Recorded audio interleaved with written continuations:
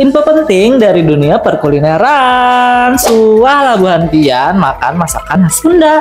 Hayu Pati Ulun kita makan di warung nasi Sunda Raos. Lokasinya ini di bawah jembatan Basit. Pian kalau dari Kayu Tangi imbah naik jembatan, putar balik dulu lah ke sebelah kanannya.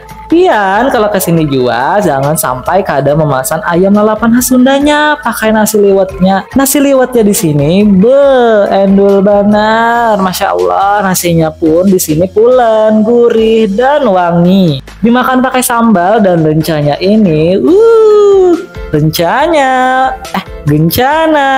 Waduh, rugi kada bertambah pian.